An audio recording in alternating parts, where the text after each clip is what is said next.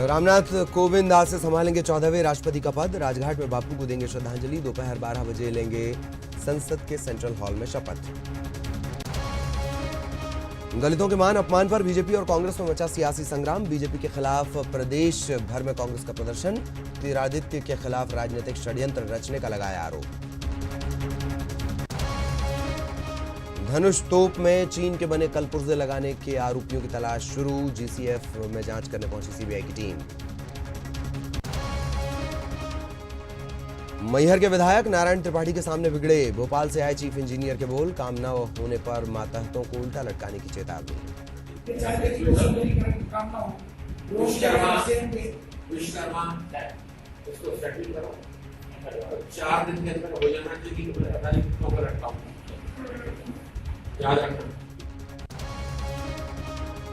नरसिंहपुर के कठौतिया में शाम होते ही स्कूल बन जाता है मैखाना। क्लासरूम में शराब की बोतल और डिस्पोजल का अंबार।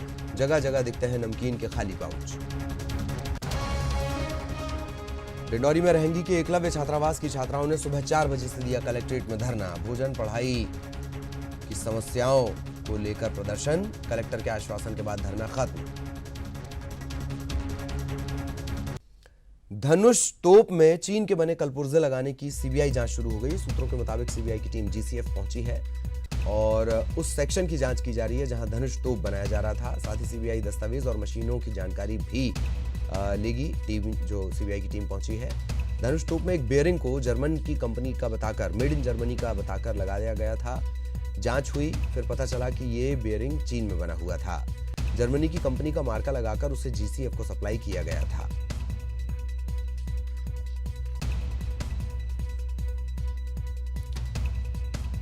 मेड इन चाइना के कलपुर्जे इसमें लगा दिए गए, मेड इन जर्मनी बताकर। सबसे खास बात यह है कि जिस जगह गोला लोड होता है, जहां से इसे मूव किया जाता है, वहां पर ये बियरिंग लगाई गई थी। कितना घातक हो सकता था। प्रतीक हमारे साथ जुड़े हुए हैं। प्रतीक, क्या कुछ अपडेट? सीबीआई की टीम पहुंची है। में दस्तक दे सकती है तो देर रात सीबीआई की टीम बिल्कुल शहर पहुंची थी। जीसीएफ के सेक्शन में भी तत्काल टीम रवाना हुई थी और सुबह तक ये कार्रवाई चलती रही। चलिए प्रतीक, इस वक्त हम आपको रोकना चाहेंगे और सीधे दिल्ली आपको लिए चलते हैं। 14वें राष्ट्रपति के तौर पर शपथ आज लेने वाले हैं रामनाथ कोविंद और राजघाट वो पहुंचे हुए हैं बापू को याद करने के लिए। श्रद्धांजलि वो देंगे बापू को और दोपहर करीब 12:15 बजे का वक्त मुकर्रर किया गया है।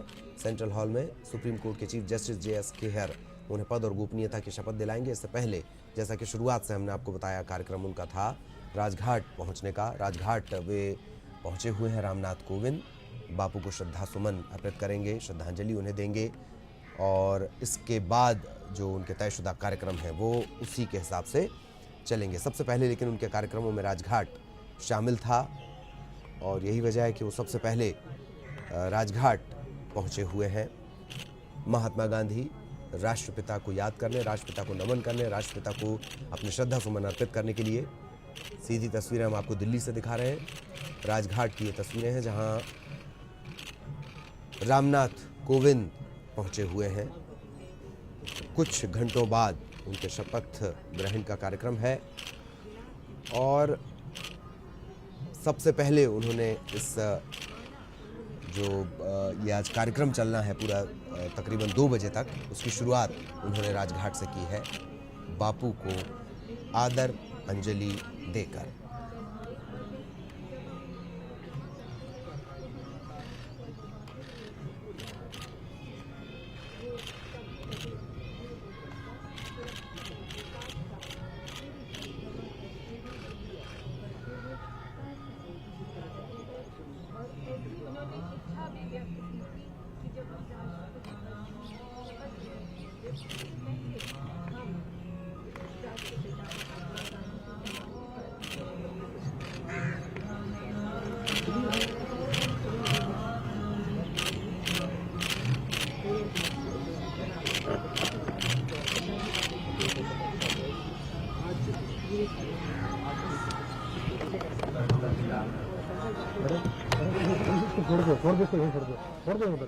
राजघाट से सीधी तस्वीरें हम आपको दिखा रहे थे। रामनाथ कोविंद पहुंचे हुए हैं। राष्ट्रपति पद की आज उन्हें शपथ लेनी है और शुरुआत उन्होंने अपने इस कार्यक्रम की की है बापू के पास पहुंचकर महात्मा गांधी की समाधि पर पहुंचे राजघाट।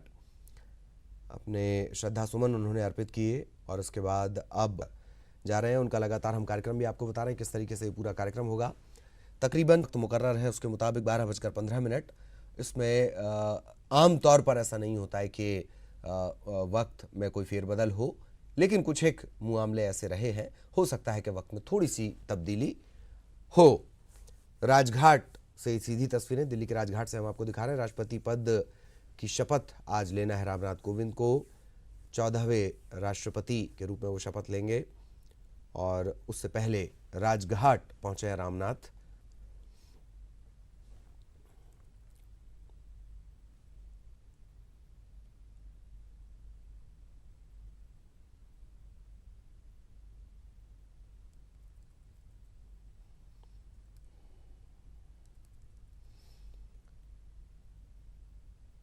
कुछ खास बातें, के.आर. नारायणन के बाद वे भारत के दूसरे दलित राष्ट्रपति हैं।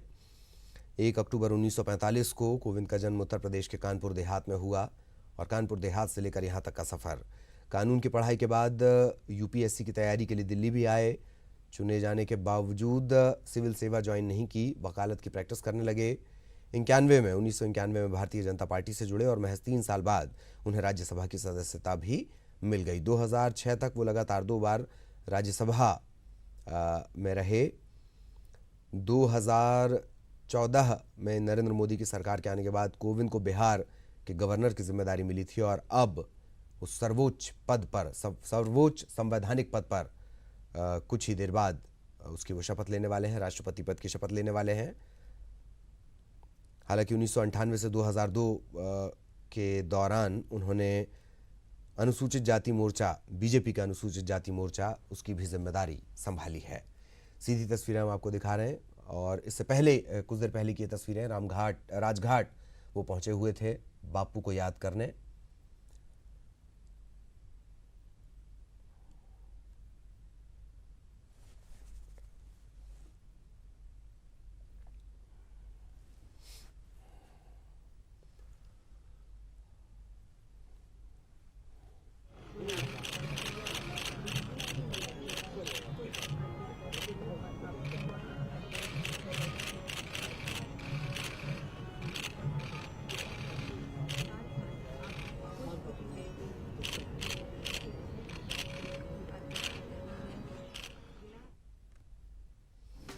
तो शपथ ग्रहण समारोह में किस तरीके से कार्यक्रम होना है ये हम आपको बता रहे हैं। राष्ट्रपति रामनाथ कोविंद और प्रणब मुखर्जी राष्ट्रपति भवन, ये आप ग्राफिक्स के जरिए देखिए किस तरीके का पूरा कार्यक्रम है।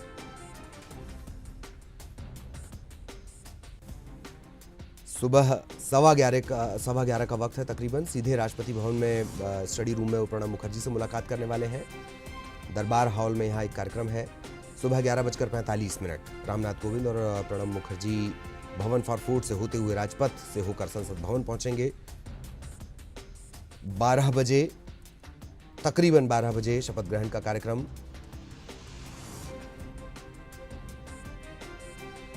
शपथ ग्रहण के बाद तकरीबन 12:30 बजे सेंट्रल हॉल में नए राष्ट्रपति कोविंद का भाषण होगा।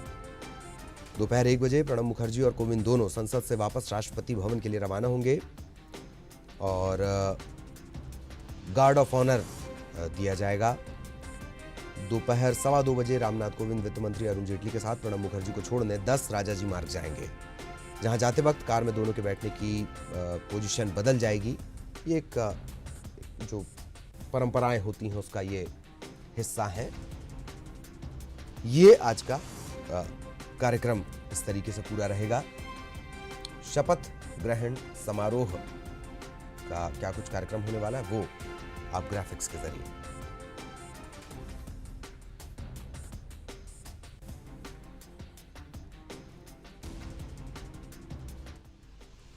और किस तरीके की पृष्ठभूमि रामनाथ कोविंद की रही है। 1 अक्टूबर 1945 कानपुर देहात के पारौख में उनका जन्म हुआ। पिता मैकुलाल वैद्य थे, गांव में वो दुकान चलाया करते थे। यूपी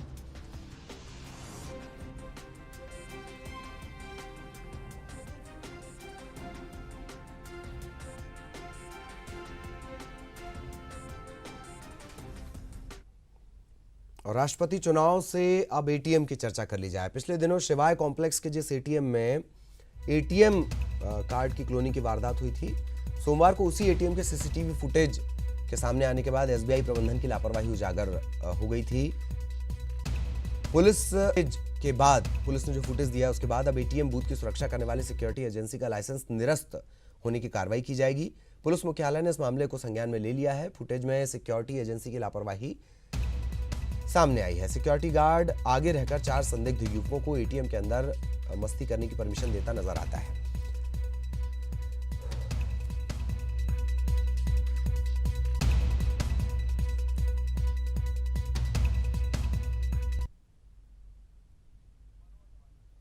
सहयोगी मनोज इस वक्त हमारे साथ जुड़े हुए हैं। मनोज, क्या अपडेट है, विस्तार से बताएं। जी बिल्कुल, जिस तरीके से कल आदेश जारी किए थे और सुरक्षा गार्ड की लापरवाही, सुरक्षा एजेंसी की लापरवाही इस पूरे मामले में सामने निकल के आई थी। इसी मामले में पुलिस मुख्यालय ने संज्ञान लिया है और संज्ञान के बाद जो सिक्योरिटी एजेंसी है कि इस पूरी सुरक्षा व्यवस्था को देखती है, जिसका गार्ड उस एटीएम बूथ पर तैनात था, उस एजेंसी का लाइसेंस निरस्त करने की कार्रवाई फिलहाल पुलिस मुख्यालय के द्वारा की जा रही, क्योंकि इस पूरे मामले में सुरक्षा का ध्यान नहीं रखा गया था और सुरक्षा कर्मी की जो ड्यूटी होना चाहिए वो कहीं ना कहीं इसमें नहीं दिखाई दी और लापरवाही बरती गई। यही कारण है कि अब पुलिस मुख्यालय इस पूरे मामले में जो सुरक्षा एजेंसी है उस पर कार्रवाई करेगा। जी, लेकिन सुरक्षा एजेंसी का चयन तो बैंक प्रबंधन की जिम्मेदारी होता है मनोज। जी बिल्कुल, जो मॉनिटरिंग जो एजेंसी को लाइसेंस देने का काम करता है वो पुलिस मुख्यालय की शाखा के द्वारा किया जाता है। उसमें एक एडीजी जो है नियुक्त किए जाते हैं। एडीजी के पास जब ये पूरा मामला राज्य साइबर पुलिस के जरिए सामने आया तो उसके बाद पुलिस मुख्यालय स्तर पर इस पे कार्रवाई फिलहाल शुरू कर दी है। संभावना और जो सूत्र बता रहे हैं, अब इस पूरे मामले में जो सुरक्षा एजेंसी है उसके लाइसेंस को निरस्त किया जाएगा। चलिए, धन्यवाद आपका इस तमाम जानकारी के लिए मनोज। और मध्य प्रदेश विधानसभा में पेश सीएजी की रिपोर्ट से नगरीय प्रशासन और ग्रामीण विकास विभाग के कामकाज पर सवालिया निशान लग गए हैं। सीएजी रिपोर्ट के मुताबिक शहरों में टैक्स वसूली के लिए बना प्रॉपर्टी टैक्स बोर्ड पूरी तरह से फेल साबित हुआ। 6 साल में ये बोर्ड बिना किसी अमले के कागजों पर ही चलता रहा। नतीजा ये रहा कि शहरों में टैक्स वसूली में सुधार होने के बजाय करीब 550 करोड़ की वसूली नहीं हो सकी। इतना ही नहीं, अग्निशमन के मामले में भी पर्याप्त बजट के बावजूद सुविधाओं में इजाफा नहीं हुआ। जबलपुर की भी यही स्थिति। सीएजी रिपोर्ट में पंचायतों की निधि में गड़बड़ी पाई गई है।